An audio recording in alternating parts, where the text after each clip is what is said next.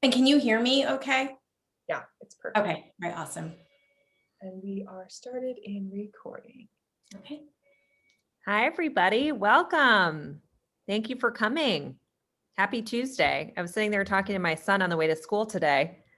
And I was like, well, tomorrow your dad's going to pick you up from school. And then I realized that I was thinking tomorrow was Friday. And that it was only, he was like, yeah, he picks me up on Fridays. I was like, yeah, tomorrow's Friday. So it must have been a great Monday, right, Tina? Or your Monday must have been like my Monday when you need it to be Friday. Yes, I think that I was like trying to wish for it to be Friday already. But wouldn't it be nice if we had a 3-day work week? Be lovely. It's what Tim Ferriss would do, right? For a 4-day work week. Next up. I guess that's why you become an entrepreneur. This is true. Work when you want to work. Which is like a lot. Exactly. Maybe until today. So hopefully. Mm-hmm. Mm-hmm. With your approach, don't have to. I love your color background, Tina. Oh, thank you. So nice. It's my office. This I made a little board of the holiday cards from my friends and family. So I love it because I have all their kids and I get to have Christmas all year long. And then back when we used to go to conferences, it's all my favorite conferences. Like I keep my lanyards, but yeah, every year I replace so I'm the person that takes all of your holiday greetings with your kids and make sure I can see them every day I'm in my office. So I love it. That's so funny. That's actually, I've never met somebody else that keeps them up all year round. And my husband was like, what is it with you and all these Christmas cards? And I was like, I love seeing everybody's cards. It makes me so happy. And to see the children and to see year over year, your kids growing up is so great too. It's so fun. And hi, Simone. We're so excited to have you. Hello.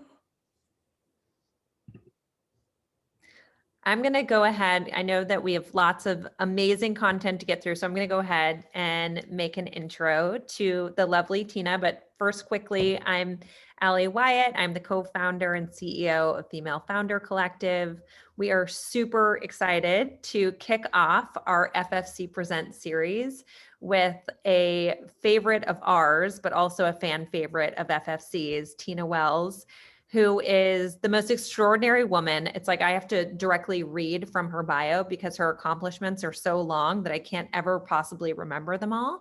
Because she is a business strategist, she is an advisor, she's an author, and she is the founder of Relevant Media, a multimedia content venture serving entrepreneurs, tweens, culturists with authentic representation. When she was 16, can you believe it? 16 years old. It just blows my mind. She founded Buzz Marketing Group, a multimedia marketing agency with clients that included not so tiny guys like Dell, the Oprah Winfrey Network, Kroger, Apple, P&G, Johnson & Johnson, American Eagle. I mean, Tina was sitting there getting pictures taken with Oprah when she was 17. It's insanity. So if you wonder why she looks young, it's because her skin is insane, but she also is young. But she'll tell you more about the amazing work that she has done and some of her accomplishments that make it super relevant for what she's about to talk about. But she's going to be leading you guys in a workshop, but make sure you stick around to the end because she has a very exciting announcement that we are beyond excited for ourselves as FFC. And she'll be sharing that with you when she wraps. So welcome, Tina, and thank you for being here. Thank you. Thank all of you guys for coming too. I'm so excited. So we're going to get right into it. And today we're going to talk about moving towards yes. And I am going to talk later about a course that I'm launching in partnership with FFC. And what I'm going to present to you today is the second lesson in that course. And when I was developing this, as Allie said, I started an agency when I was a teenager, and I've worked with over 350 brands and done tons of launches. And now in my career, I'm focused on really developing books in partnership with Target. And so I have about 12 books that are launching. And, over the last 2 years, I would talk to my friends about these projects I'm launching, and they would say often, I wish I had time to do that, or I have a big idea and I wish I could do that, but I'm just not there yet. And so that's what really led me to create this course to help people get ideas out of their head onto paper and to actually get to launch. And I also created an approach that's how I work and how I do business. And so what I'm going to teach today is much more a lesson around how you actually prepare yourself for launching a business. We all know kind of the basic things you have to get together to launch a business. But what I realize is sometimes we're not always ready for that. And so I'm going to share my screen. And let's see, we're going to go right here. Let's share. And yay, let's view. Enter full screen. Am I doing this right? Okay, yay, okay. So what are you going to learn today? Really how to make space in your life for your business. This was something I really had to learn when I was starting out. I'll tell a story later about my cycle of like getting really excited, launching things, getting really excited and being completely burnt out. And so while for many people, they thought I was running this like amazing business, is being featured in O Magazine and Marie Claire and Cosmo, I was personally feeling really burnt out. And so I want to talk about how you make space in your life for your business. And then I want to talk around about clarity around your mission, your vision, and then your personal commitment. And what I found is that really understanding and being personally deeply aligned with your mission and your vision makes that personal commitment easier. And during those tough times, it makes it a lot easier to say, here's why I'm so committed to this business. And then I'm going to talk to you about the basics of the elevation approach that I created. And if any of you are familiar with my magazine, Elevation, it's actually written in the 4 seasons of this approach that I'm going to talk through. And again, a little bit about me. As Ali said, I started my first business when I was 16 years old. I was absolutely an accidental entrepreneur. My dream was to be a fashion editor. And I, at 15, got a job writing for this newspaper for girls out of New York City called the New Girl Times as a product review editor. And so my job was to try product and test product. And my first company was a research company, a youth research company. I became one of the first millennial marketing agencies in the world and grew to a network of 40,000 trend spotters worldwide. And through that business, that's how I really got to know all of those brands Ali talked about that I worked with. And so I launched a lot of products that I created some things you might know, for example, a list you might know of called the Super Soul 100. And I really enjoyed, my marketing career. During that time, I also spent 7 years running a program at Wharton at the University of Pennsylvania called Leadership in the Business World. And so I literally taught 17, 18-year-old students how to start businesses from scratch. And I had 160 students every semester. And over the course of their summer, they would create a business from scratch and launch it. And so a lot of the core business principles I'll be teaching in my course are actually things I taught at Wharton. And I currently get to write middle grade fiction. So I have a series for any of you who've been in Target recently. You may know my series, The Z Files. It's done in partnership with Target, and I am really like over the moon to get to write those books. And so I have personally really needed the elevation approach over the last year to get these books done and to really make sure I have some work-life harmony, which is super important to me. Okay, so again, this lesson I'm teaching, you should all have your workbook too, where you can really do the work after we have this course or this workshop is from the elevation approach course. And so it's the second lesson, moving towards yes. And so in this lesson, we're going to talk about the power of the pivot. We're going to talk about moving towards yes, and we're going to talk about creating space in your life.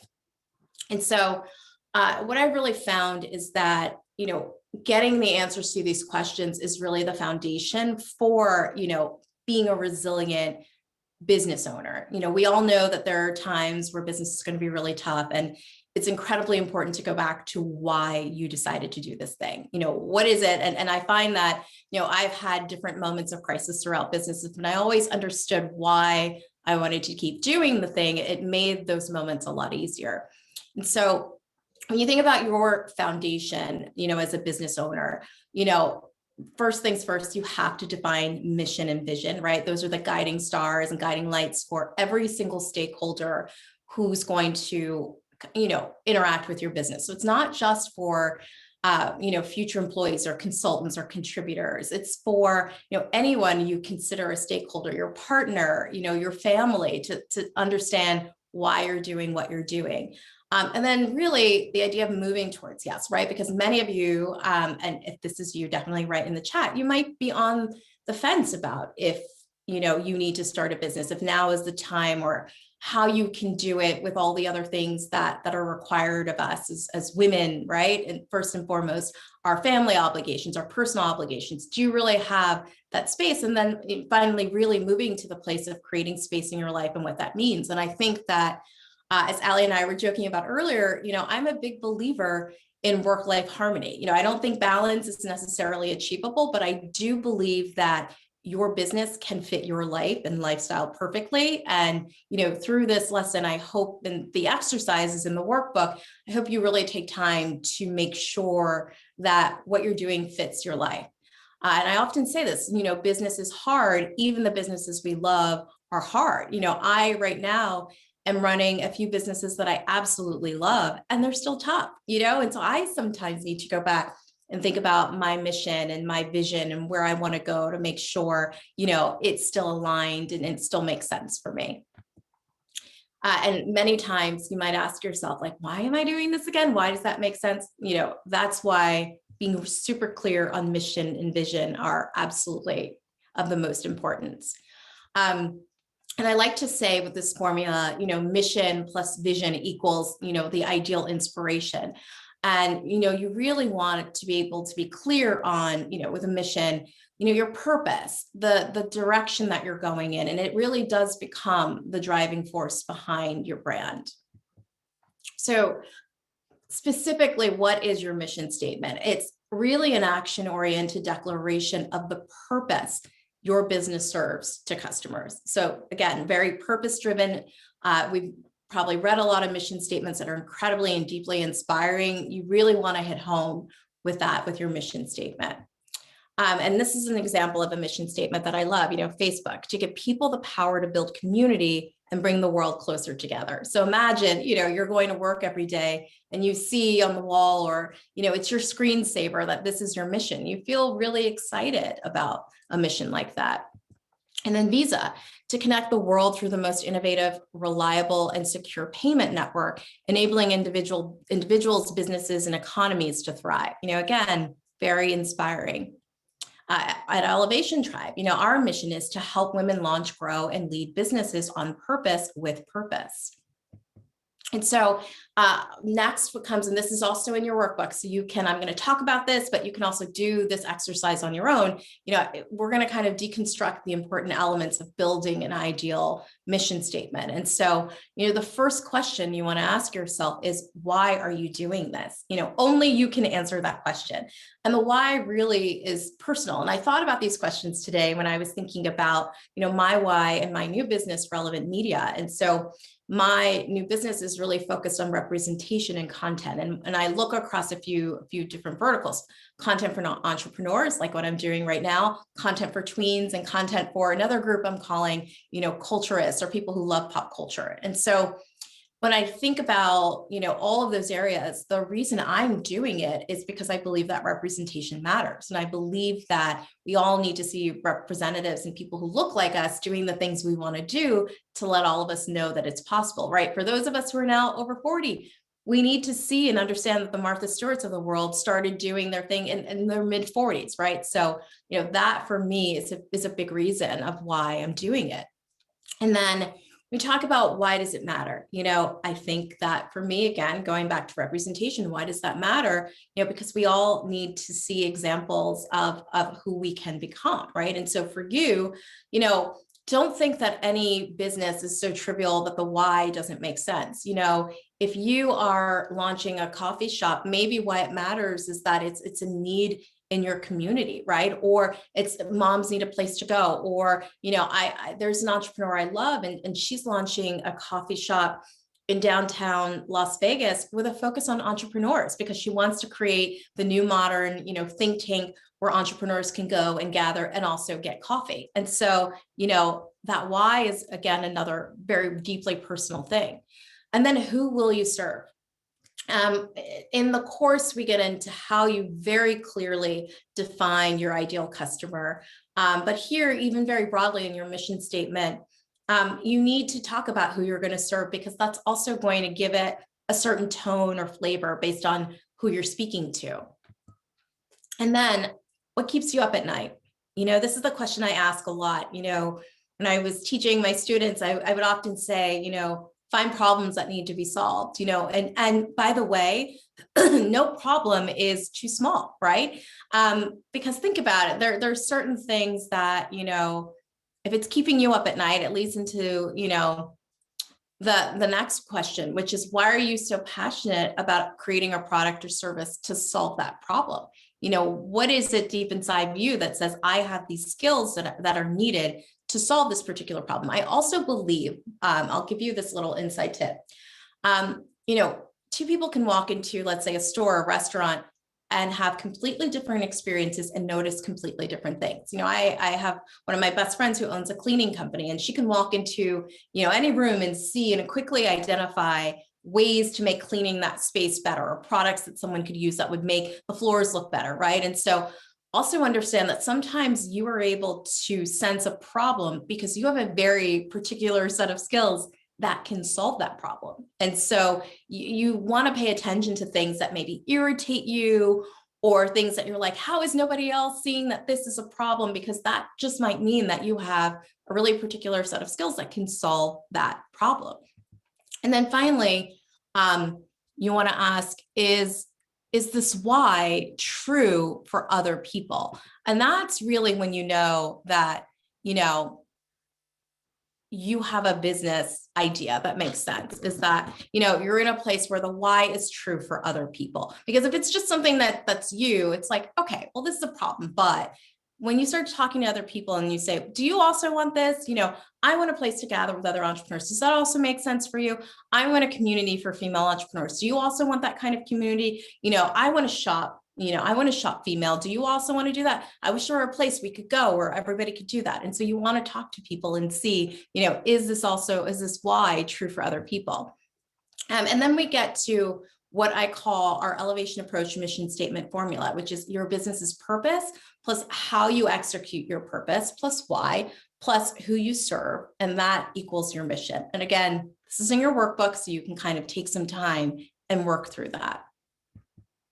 Now I want to talk about a vision statement, and mission and vision are really kind of together often. One is kind of the engine that's driving the car, but when you think about vision, it's the result that occurs when your mission statement comes to fruition, right? Visions are meant to be journeys. They're meant to take time to get to that vision. It's not meant to happen overnight. And if you're comparing mission versus vision, let's go back to this Facebook example. The mission is to give people the power to build community and bring the world closer together. But the vision is people use Facebook to stay connected with friends and family, to discover what's going on in the world, and to share and express what matters to them, right? So the vision is about how they're going to use, this tool.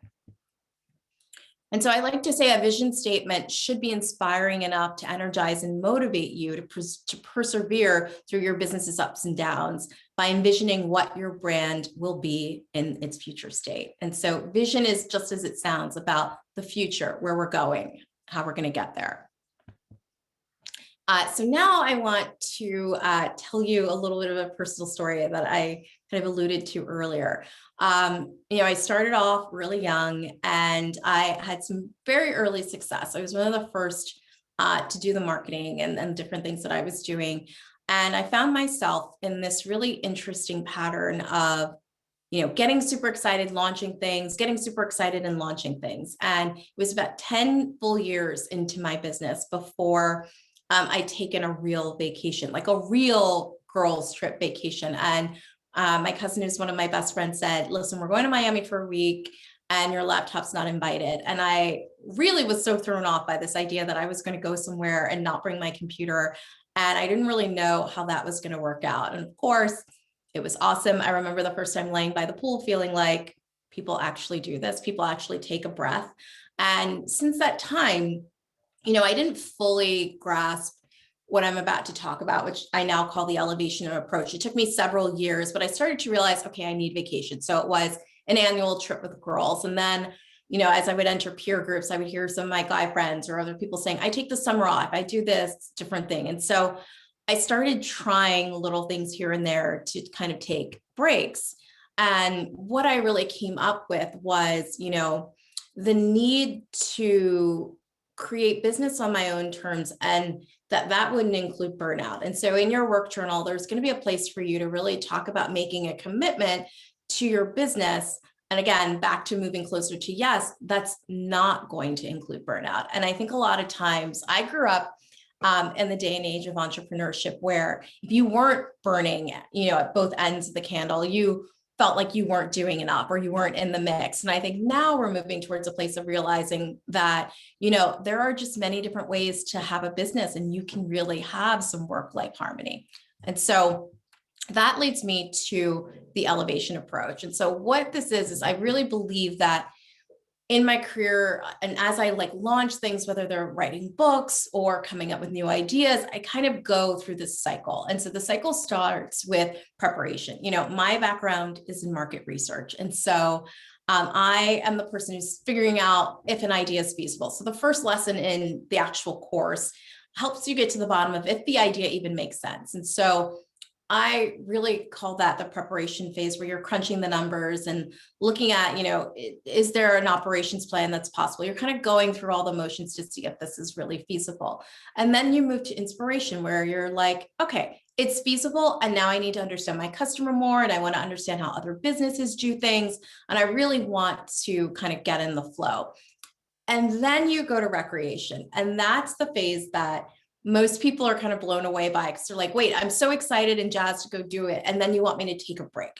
And the goal in recreation is, yes, it's to take a break and to decompress. But I will tell you, when I'm in that recreation phase, that's when I get my new book ideas. That's when I can easily have the headspace to solve a problem that maybe has been weighing me down, and I just need some time to think about it. And then that allows me to get back in the flow and go to transformation, where I launch. And so this is the cycle that's the elevation approach. And so, like I said, preparation is where it all begins, and it's where you answer really tough questions to see if your idea is feasible. And that's part of the process of moving closer to yes, is to really say, is this going to make money? Am I actually going to get where I'm trying to go? And then inspiration, this is really about, getting some clarity, but then who's my customer? What do they want? Am I really creating something that people actually want? And then recreation, again, it's fun and play and it's rest. And that's however you define that for your life, can be, taking yoga classes. It can be your walks. It can be, I have friends who in this phase will now just take a few days off to go say, I'm not going to think about the business at all. I'm going to write some notes and then I'm going to come back fresh in a couple of days. So you can kind of play around with the length of these phases as you see fit. And then transformation. And this is literally where, everything comes together and all your hard work over, a month. My process is normally about a month. So, some people take, and I've had some friends test this elevation approach. Maybe it takes them 6 weeks. Maybe some people take a full season and kind of live cyclically that way. It's up to you to figure out, how this applies to your life. But it's the idea that you don't always have to get a big idea, go into launch, get burnout, and then try to recover at the end. That you actually want to take that intentional pause kind of in the middle is super important. And with that, I think we are ready to take some questions. Okay, I am going to stop sharing. And I believe, Avery, we have some questions already that we can start to take. Yes, we had some questions come in from the audience beforehand.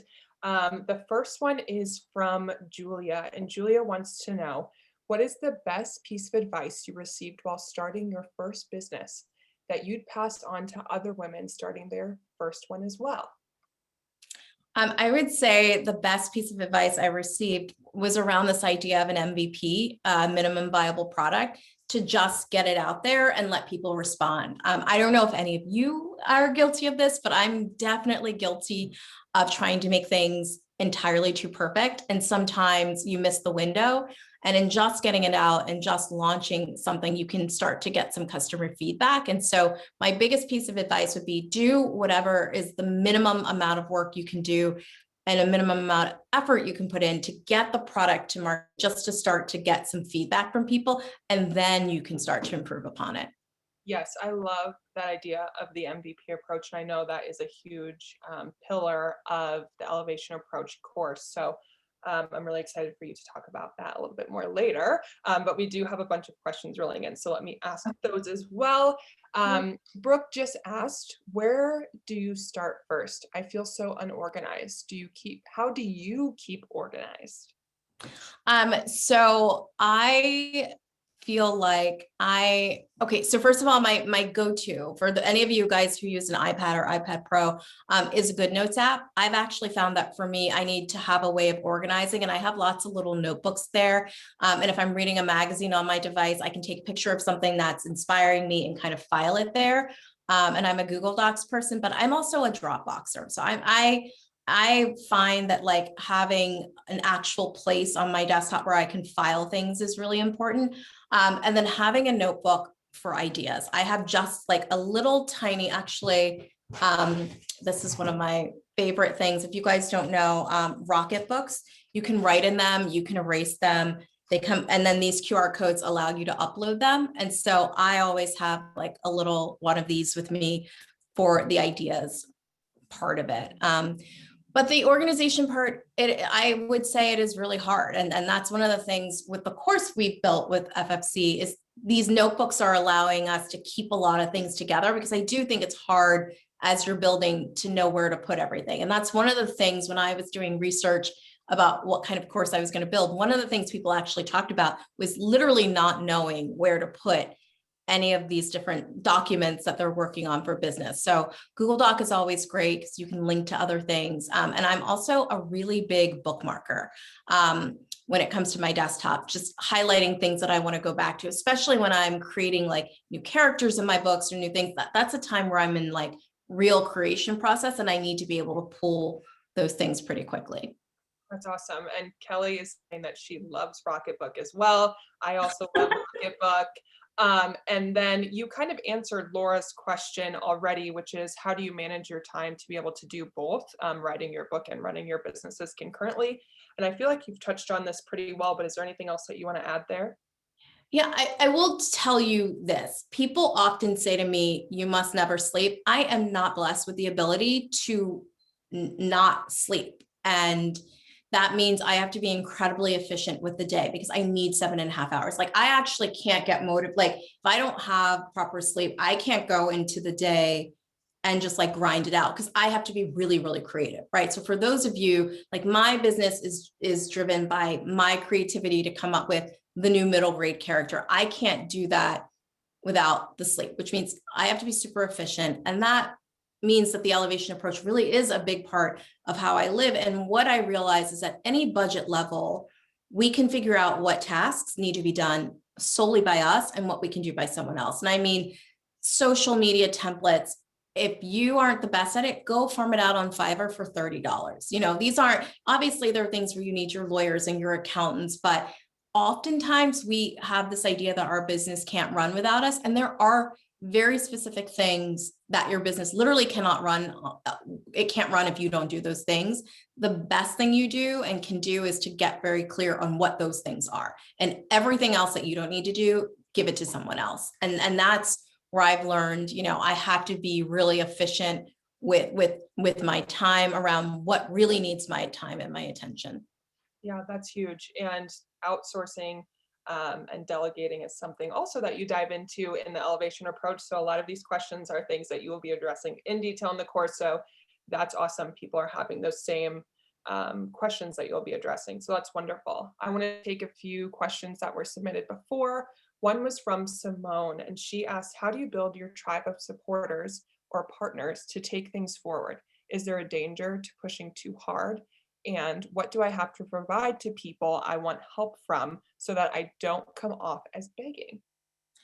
This is a great question. And it's something I've had a friend ask me. I would love to come back and do a separate class on this because people ask me this question a lot. They said, I'm more known, my friends say, you have the best network. And what I often say is, I have really great friends, and I have found, so many of us were taught that we need to get a mentor, right? And I do think that when we look at corporate now, or corporate America, people are starting to talk about the idea of sponsorship. I believe that entrepreneurs need friendtors, right? That's why communities like Female Founder Collective are so critical. And when I started, 20 plus years ago, they didn't exist because friendtors are what you need. And when you say, I don't have anything to offer, I would challenge you to say, or to think about your relationships with friends, right? And think about how in those relationships, there's like the friend that's so great at planning vacations, and there's the friend that always knows what to cook on a Thursday night, right?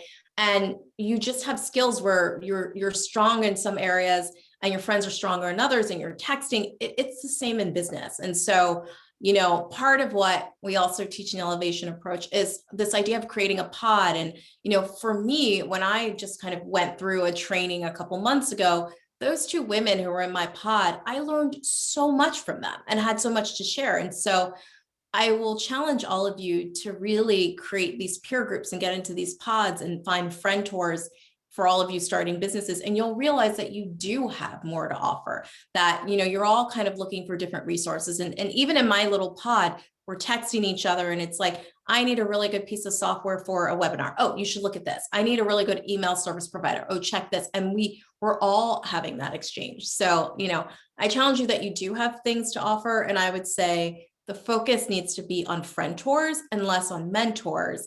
And there's so much information that's available. And joining networks like FFC, where you can come in and ask questions and get access to experts, is definitely the way to go. And this didn't exist a couple of years ago. And so you're in the right place at the right time for sure.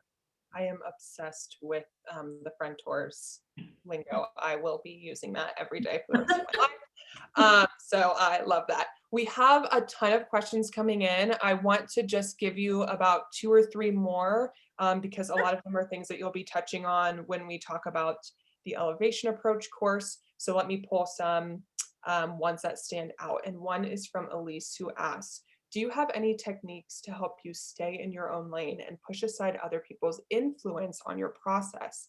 Basically, she's asking about imposter syndrome. And she says, for example, asking when you plan a launch, criticizing the amount of time you're taking compared to others, etc. It can be so tough. It can. And, I have often been in a situation where I was also doing something that hadn't been done before. And that's even more imposter syndrome, right? Because you hope it'll work. I just told you guys about launching books at Target, and we did something that we didn't know if it was going to work. But the reason I felt confident was because I know my reader. I had some conversations this morning about another series where I got some feedback and I pushed back because I know my reader. And so the reason I'm saying that is your most important job is to understand your customer and to understand what they want and how they want it. Your customer may not be somebody else's customer. And so you have to be almost maniacal, and I teach this in the lesson in the course about, at the agency, I used to name the customers, like for Dell, when I was marketing a Dell computer, it was like, well, Andrea wouldn't like this, right? I knew that customer so well that I knew where they were going to be, what they were looking for. And you have to get to that comfort level with your customer so that you don't feel the imposter syndrome, because you've done the work to really hone in on your niche market. It doesn't mean you know every customer forever and ever. You know your customer, and that will create the confidence that will then kind of negate that imposter syndrome. Yeah, I love that. I'm going to take one more question from Simone, who asks about this. I'm really impressed with your ability to start so many businesses. When the money gets funny, do you keep going harder to take the recreation time, or do you risk missing the window? Wow, that was a tongue twister. This is a really important question. So I'm going to tell you about, so there have been a few incredibly tough times. So I was a mid-20s entrepreneur during the 2008 financial crisis, but my business was a pretty mature business at the time. And so I had a lot of blue chip clients who all of a sudden couldn't pay their bills because their lines of credit were drawing up. So when you are in business, you definitely think, I will not name names, but you definitely think Fortune 500 companies can pay their bills, right? And so that wasn't happening. And what I realized in that crisis moment where you really feel like you're like a breath away from a panic attack. I don't know if you've ever been there, but I have been there. I realized that is why recreation is important, because you need a moment to like my mom used to have this thing where she would tell us, I'm the oldest of six, she would tell us to take a nap. Like when we were super stressed out from school or something, she would say, you just need to take a nap. And I started to realize as I got older that like when you're rested, the way you think on the other side, like, or have you ever wanted to send the angry email and you sleep on it and you realize the next day that like, yeah, that would not have been a good move. It's the same for recreation, especially in the most stressful times of your life. And that recreation may not mean you're going to go to an island for 7 days. It might mean you're going to take a walk, and sometimes in those stressful periods, just clearing your head is the best thing you can do, because you are not making decisions from this like panic place of crisis. And it doesn't mean that the decisions aren't stressful, that they are not incredibly almost like there's not a finality to them, or the ability to completely change the trajectory of your business. That's all true, but you owe it to yourself to be even more kind of clear-headed in those situations. And so, however, if it's 10 minutes of going into a closet and literally just being quiet, you got to find a way to kind of get and then in crisis, I find I also don't talk to many people. The moments I've been in crisis, maybe 2 or 3, because then people start projecting their issues onto you. And if you're in crisis, you certainly can't hear somebody else say, because when I was in crisis, like then you're taking that on. And so recreation is probably going to be most important to you in that moment. Yeah, I agree. And I love that you mentioned it doesn't need to be a 7-day island vacation. It can be a 10-minute walk. And I love, my favorite is cooking. I take a moment to cook myself a meal, and that is my de-stress time. And that's how I can walk back to my computer, not wanting to blow it into bits. So I love that. I know we have a ton more questions. A lot of them are things that you'll be answering inside of the Elevation Approach course. So I think now would be a great time to discuss that. People are asking about service first product business launches. I know those are both things that you'll be covering inside of the course. So I would love to just give you a moment to discuss what's happening next with you and have this be your big announcement.